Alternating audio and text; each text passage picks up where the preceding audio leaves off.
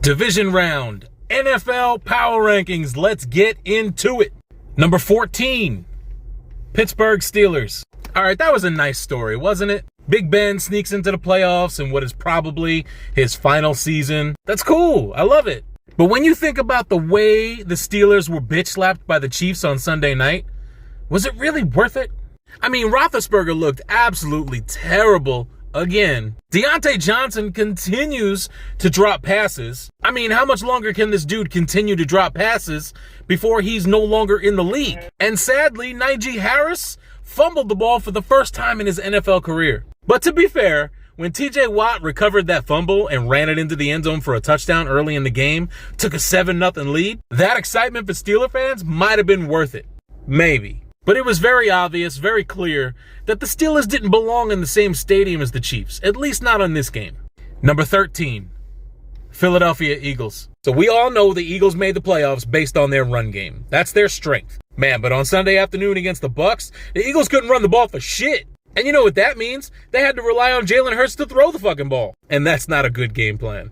Bro, Hurts looked overmatched, kept missing his targets. And when your best offensive weapon in the pass game, Devontae Smith, is absolutely non-existent in the first half and didn't start making plays until garbage time when the game was over, that's a fucking problem, bro. I'm not entirely sure what the game plan was going into the game, but the Eagles went ahead and made the NFL look bad. Their decision to go to 7 teams making the playoffs instead of the original 6 kind of backfired this year, with the Eagles and Steelers looking like pure dog shit. And now the Eagles head back to Philly, and they're going to try and figure out, is Jalen Hurts the answer?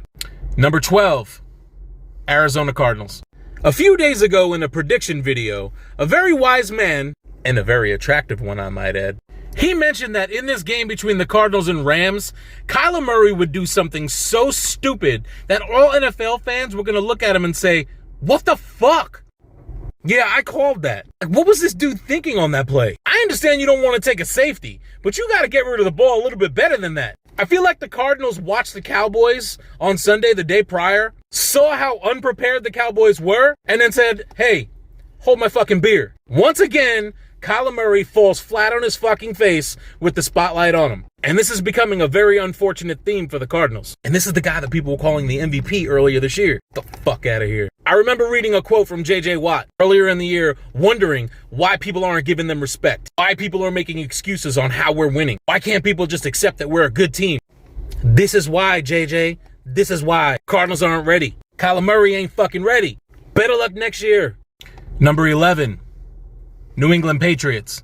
Ouch. Bill Belichick and the Patriots got their fucking asses whooped. The bully big brother for over 20 fucking years finally got punched right in the fucking mouth. The Buffalo Bills literally cocked over the Patriots and shit on their face for the entire world to watch and enjoy, because you know everybody hates the Patriots. Oh my God. So listen, this number 2 defense in the NFL, the Patriots, didn't stop the Buffalo Bills from getting in the end zone once. Not once. It was a... What? Oh, the Bills just scored again. Sorry. Let me, for real. I don't want to be biased in my videos. But, fuck the Patriots. And, listen, Mac Jones is probably going to win Offensive Rookie of the Year. That's fine. But he didn't look good in the last month of the season. We can all agree on that. The Patriots for sure... What? The Bills just scored again.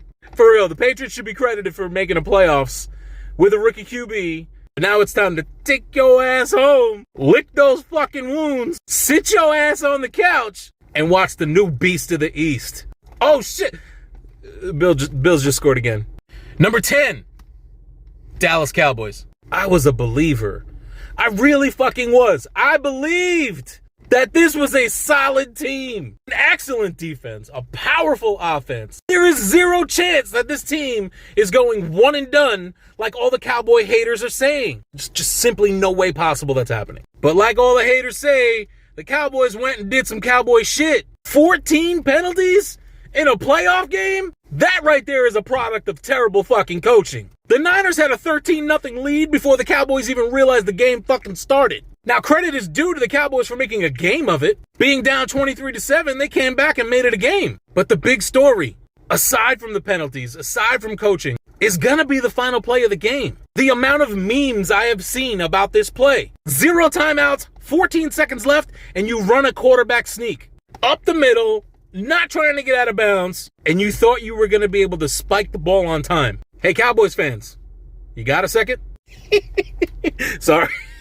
Listen, still to the day, I don't know if that was Dak's call, if that was Kellen Moore's call, was that McCarthy's call? Who fucking cares? It was a bad call. I 100% that you didn't want to throw a Hail Mary from the 50-yard line. I get that. But just the 3 plays prior, you moved the ball 40 yards in 3 fucking plays. Look, the Cowboys went 6-0 in their division. That means they went 6-5 against outside of their division. I'm man enough to admit when I was wrong, and I was wrong. This Cowboy team has a lot of work to do. Number 9, Las Vegas Raiders. So the Raiders' Cinderella season came to an end on Saturday in Cincinnati. But this team really needs to be proud of what they actually accomplished this year. Between the Henry Ruggs situation, losing their head coach John Gruden midseason, and then playing underneath an intern head coach for the remainder of the year, this team had no business making the playoffs. None. But that's what they did. They made the playoffs on the back of Derek Carr in a late season run. Against the Bengals on Saturday, the Raiders' downfall was they just couldn't score touchdowns. They were settling for too many field goals. But the talk of this game was on a Joe Burrow to Tyler Boyd touchdown pass where an erroneous whistle was blown, but it was a non-reviewable play. So the touchdown stood, and it still remains to be known. I mean, did the Raiders stop playing defense because they heard a whistle? Look, I have no idea. It was kind of a shitty play, but that's not why the Raiders lost. Credit to the Raiders for doing what you did this year. Number 8, San Francisco 49ers. Fortunately for the Niners, they came out fired up and built a very quick, very early 13-0 lead on the Cowboys. I say it was fortunate because the second half wasn't as friendly. Deebo Samuel is an absolute beast and was pretty much the entire offense. Defensively, the Niners kept Dak Prescott confused and off-balanced. Now, San Francisco didn't exactly look dominant in this game, but they were better prepared and they were better coached. They played a cleaner game than the Cowboys, and that was most likely the difference in this game. Now the concern shifts for the Niners. Their 2 best defensive players were injured in this game. Gonna need them to beat Green Bay. Number 7, Cincinnati Bengals. It's been 31 years since the Bengals last won a playoff game, and on Saturday against the Raiders, Joe Burrow and company changed all that. It wasn't the most dominating performance by the Bengals. Offensively, it was I had them predicted the score over 40 points. But that's what happens when you settle for field goals instead of touchdowns. Luckily, the Raiders had the exact same problem all game, and it allowed the Bengals to stay in the game and actually ultimately win the game. Now the Bengals travel Nashville, take on the number 1 seed Titans, and we'll see what they're really made of. Number 6, Tennessee Titans. Being the number 1 seed, the Tennessee Titans did not play this past weekend. They had a first-round bye. Good for them. The bad news is they've got a Cincinnati Bengals team coming into town. Will the Titans silence their doubters? We shall see.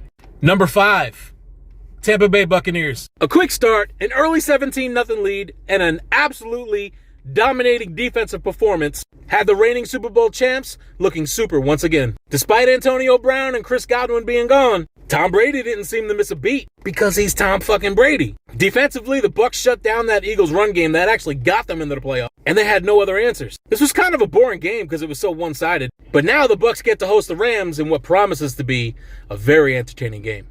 Number 4, Los Angeles Rams. Matthew Stafford gets his first career playoff win. Cam Akers is looking like the Cam Akers we all know and love. Odell Beckham Jr. is starting to look like Odell Beckham Jr. Von Miller even got himself a sack in this game. And as dominating as a win this was over the Cardinals, Cooper Kupp didn't even play a Cooper Kupp game. The Rams absolutely bulldozed the Arizona Cardinals on Monday night. This was a fucking statement win. The Rams are out here looking scary good. And this weekend's matchup, when they head to Tampa Bay to take on the Bucs, that's going to be a shit ton of fun, man. Number 3, Kansas City Chiefs. 42 points against the Steelers defense is super impressive. It's even more impressive that the Chiefs did it with role players. Byron Pringle, Jerick McKinnon, they proved that the Chiefs got themselves a shit ton of depth on their roster. Now, as impressive as this game was, now I'm not taking anything away from the Chiefs. They're a badass team, but it was against the Steelers, a team that snuck into the playoffs as a 7 seed. And as I mentioned earlier, The competition's a bit watered down since adding that 7th seed. So how impressive was this win really? Again, I'm not taking anything away from the Chiefs, but that wasn't a test. You know what it is a test? That Sunday afternoon game against the Bills. Looking forward to that game. Number 2, Buffalo Bills. Imagine, if you will, 20 years of pent-up disappointment. 20 years of absolute hatred. 20 years of your big brother picking on you. Now imagine being able to release that energy for the whole world to see on a Saturday night in the playoffs against the Patriots in Buffalo. The Buffalo Bills absolutely dismantled the New England Patriots. The Buffalo Bills had 7 possessions in this game and scored a touchdown on all 7. Yes, it's true, they had an 8th possession. And what that possession saw was their backup quarterback Mitch Trubisky come on out, kneel the ball down in victory formation. You know, before the game, there was some talk that Josh Allen can't win games in the cold weather. There was some cause for concern. Josh Allen came out and threw 5 touchdown passes versus 4 incomplete passes. This dude had 1 more touchdown pass than he did incomplete passes. You can go ahead and take that criticism and shove it up your sister's ass. Defensively, the Bills dominated a rookie QB, taking the ball away twice. The first of which was an absolutely gorgeous center field type diving catch by Micah Hyde in the end zone on the Patriots' opening drive to try and tie the game. And that momentum was squashed right then and there. If you haven't seen videos of this interception, stop this video. Go watch the highlight because it was beautiful. People were texting me during the game and after the game, talking about how impressive the Bills looked, and my response was the same to all of them. This type of performance was the shit that I would think about in my head, hoping to see one day when I can't fall asleep. Imagine the Bills doing something so dominant, like scoring on every single possession. Imagine them doing it in the playoffs against the Patriots. Bills Mafia deserved this kind of win over the Patriots. Bills Mafia deserves this kind of success. Bills Mafia has been patient. Bills Mafia has been craving this kind of feeling. Most other fan bases want success for their team. I'm here to tell you, Bills Mafia needs this kind of success for their team. And speaking of Bills Mafia, what other fan base would find a current NFL QB in attendance of their game in 5-degree weather, shirtless, rooting for the fucking Buffalo Bills? Bills head into Kansas City this weekend for a rematch against the Chiefs. And I'm here to tell you that this is probably going to be the best game of all the playoffs. Let's go, Buffalo. Number 1, Green Bay Packers. Green Bay Packers earned themselves a number 1 seed, which gave them a bye last week. Telling you things you already know. But this weekend, they got the Niners coming to town. And the Niners are flying super high after their win over the Cowboys. Gonna be a nice little game. Can MVP candidate Aaron Rodgers take out the Niners? Only time will tell.